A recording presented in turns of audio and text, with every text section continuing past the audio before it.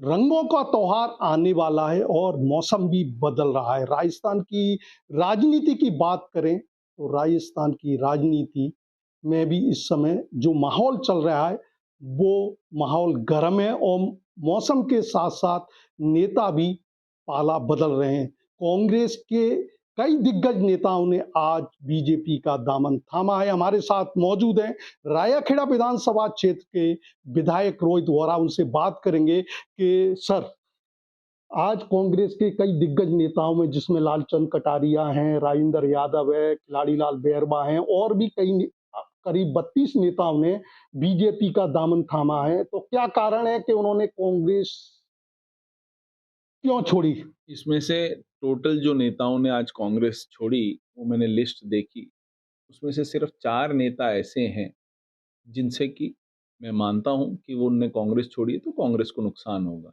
लालचंद कटारिया, राजेंद्र यादव जी, विजयपाल जी और विजयपाल जी के फादर। ये 4 ऐसे नेता हैं, जिनने कांग्रेस छोड़ी है, उससे कांग्रेस को नुकसान होगा, मैं ये मानता हूँ। बट हर आदमी का एक पर्सनल रीज़न होता है कोई ना कोई पार्टी छोड़ने का, उनका कोई ना कोई पर्सनल रीज़न रहा होगा, उनने उस तरीके से पार्टी छोड़ी है। अब खिलाड़ी लाल बैरवा को वो कांग्रेस में रह के भी क्या करते? वो इंडिपेंडेंट खड़े हुए, 1399 वोट आए। उनने क्या उनका कंट्रीब्यूशन है बसेड़ी में? एक सिंगल चीज़ का उनका कंट्रीब्यूशन नहीं है।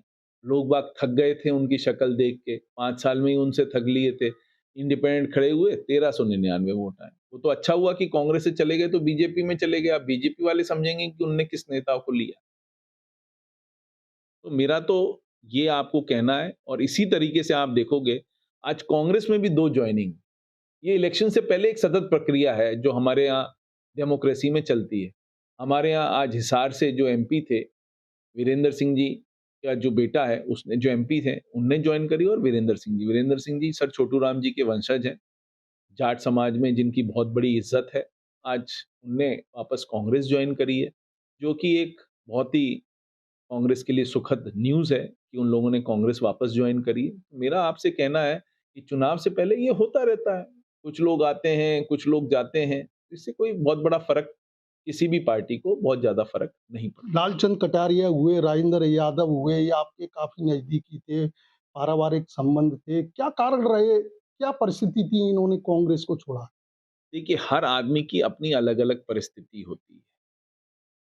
किसी को ईडी की प्रॉब्लम हो जाती है, किसी को कुछ प्रॉब्लम हो जाती है, हर आदमी की अलग-अलग परिस्थिति है। अब उसको मैं क्योंकि मेरे इतने पारिवारिक और इतने अच्छे संबंध हैं, उसको मैं टीवी के सामने डिस्कस नहीं करना चाहता, बट हर आदमी की अपनी अलग-अलग परिस्थिति है।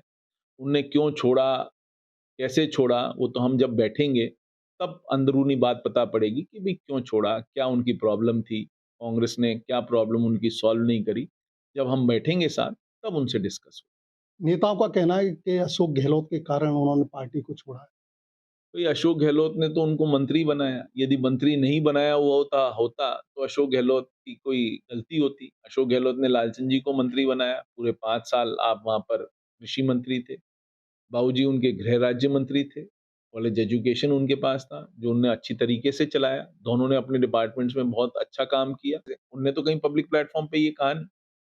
हर आदमी की अलग-अलग परिस्थिति है। मैं यही कह रहा हूँ, आप परिस्थितिवश ही आदमी कोई छोड़ता है। कोई परिस्थिति ऐसी बनी होगी, कोई सर्कमस्टेंसेस ऐसे बने होंगे कि उनको पार्टी छोड़नी पड़ी। खिलाड़ीलाल बैरवा का कहना है कि कांग्रेस में अनदेखी की जा रही थी उनकी। खिलाड़ी लाल बैरवा मुश्किल से एमपी बने थे यहाँ पर। उनको विधायक बना दिया कांग्रेस ने। अब वो कांग्रेस के खिलाफ ही बोलने लगे। उनका कंट्रीब्यूशन बताओ ना धौलपुर की पॉलिटिक्स में क्या है? आपको भी पता है वो क्या करने आते थे। महीने में 1-2 दिन के लिए आते थे। सर्किट हाउस में रुकते थे, वहीं जन सुनवाई करके चले जाते। यदि इतने ही बड़े नेता थे, तो वो कम से कम इंडिपेंडेंट खड़े हुए। कोई भी आज एमएलए इंडिपेंडेंट खड़ा होता है, जिसका कोई वजूद होता है, वो कम से कम 10-20 हज़ार वोट तो लेके जाता है। उसको 1399 वोट मिले थे। इसीलिए तो मैं कह रहा हूँ, हमने कोई लूज़ नहीं करा है कोई भी चीज़ खिलाड़ी लाल बैरवा के जाने से।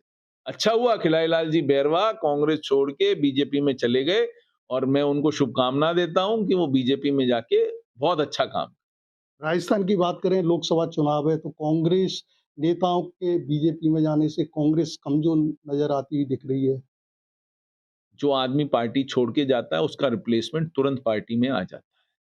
सब आदमी, ये एक कॉम्पिटिशन है जो हमारे पार्टी में भी चलता है और सब जगह चलता है। जहाँ पर भी स्पेस क्रिएट हो जाती है, दूसरा आदमी उसको टेक ओवर कर लेता है उस स्पेस को। तो मैं ऐसा नहीं मानता कि भई ये 3 आदमी गए हैं तो उससे कांग्रेस कमज़ोर हो रही है, कांग्रेस कोई कमज़ोर नहीं हो रही। आगे आने वाला चुनाव है, वो चुनाव बताएगा कि किस तरह से होगा। भई अभी हम 25-0 हैं, 2 बार से हम 25-0 हैं। तो हमारे पास लूज़ करने के लिए तो कुछ है नहीं, हमारे पास तो गेन करने के लिए ही है। यदि हम 5-6 सीटें भी जीतते हैं, तो that means we have gained. फिर तो आप ये मानोगे ना दैट वी हैव गेन्ड। तो हमारे पास for losing we have nothing. कोई 25-0 2 बार हुआ है तो हमारे पास तो कुछ है ही नहीं लूज़ करने को। 26 सीटें तो बीजेपी जीतेगी नहीं 25 में से। हमारे को तो यही कोशिश है कि हम 5-6 सीटें जीतें, बीजेपी को बताएँ कि कांग्रेस का भी यहाँ वजूद उतना ही है। आज विधानसभा चुनाव हुए थे, उसमें क्या डिफरेंस था? Difference was only 1.75% of the votes. That was the difference.